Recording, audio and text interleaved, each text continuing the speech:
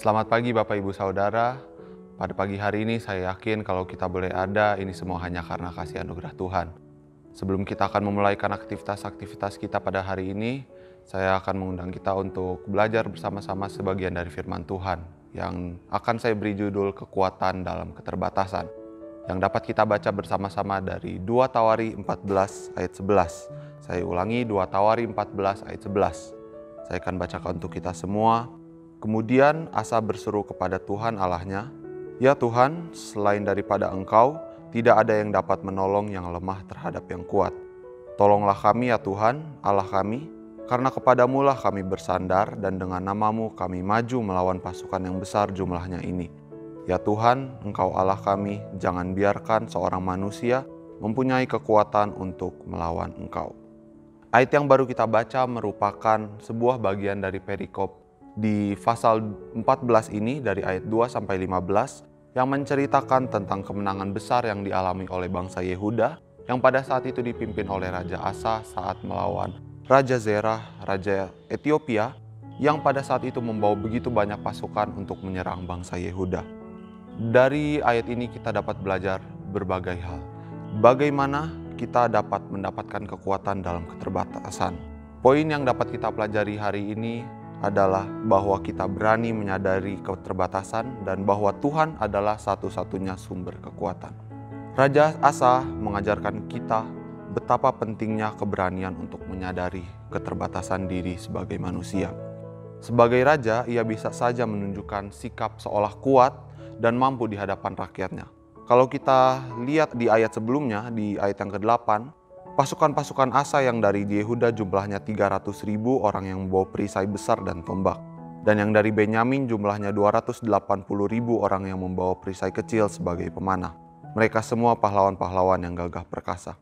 Bisa saja ia sebagai raja menunjukkan kekuatan militernya untuk menghadapi musuh yang ia lawan. Namun, Raja Asa memilih untuk bersikap jujur dan rendah hati.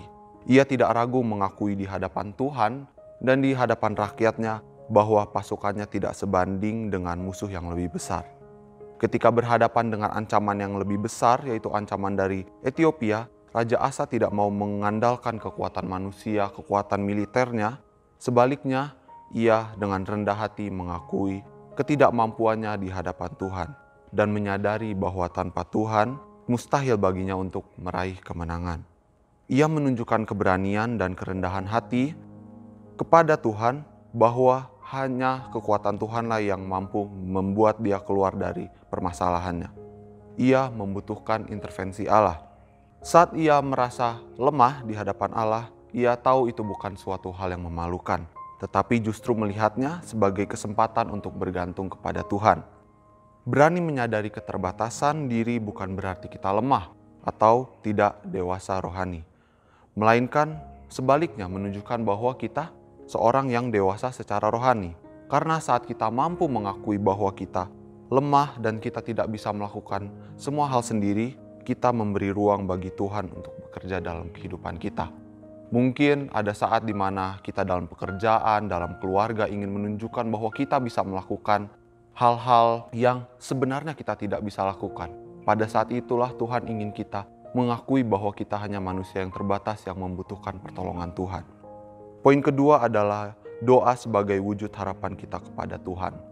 Doa Raja Asa dalam 2 Tawari 14 ayat 11 menunjukkan penyerahan diri sepenuhnya kepada Tuhan sebagai ungkapan iman dan harapan.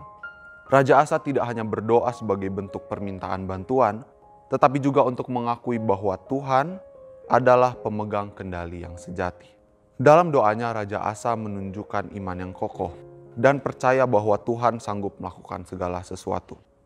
Meskipun manusia terbatas, doalah yang menjadi jembatan antara manusia dan sumber kekuatan yang jauh lebih besar daripada kita sendiri. Dalam kehidupan kita sehari-hari, doa bukan sekedar kebiasaan atau ritual, tetapi bentuk komunikasi yang intim dan pribadi dengan Tuhan.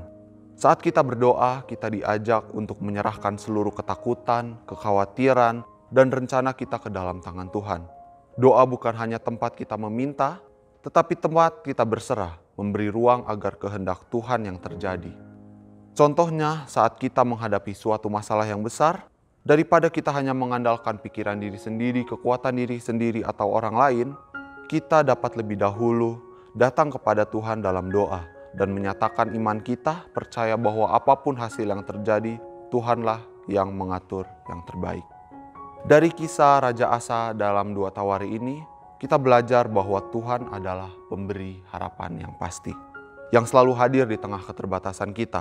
Pertama-tama barusan kita belajar bahwa kita harus berani menyadari keterbatasan kita sebagai manusia dan bahwa Tuhan adalah satu-satunya sumber kekuatan.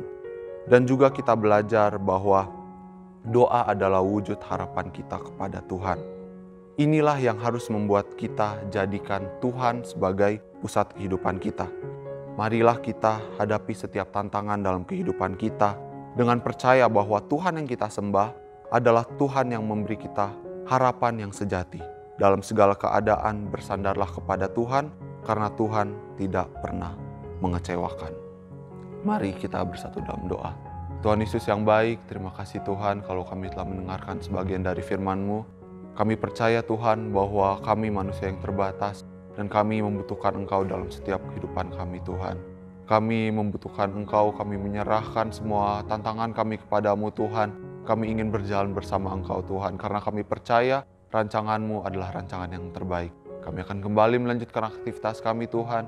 Kami menyerahkan semuanya ke dalam tangan-Mu. Di dalam nama Tuhan Yesus kami berdoa, haleluya. Amin.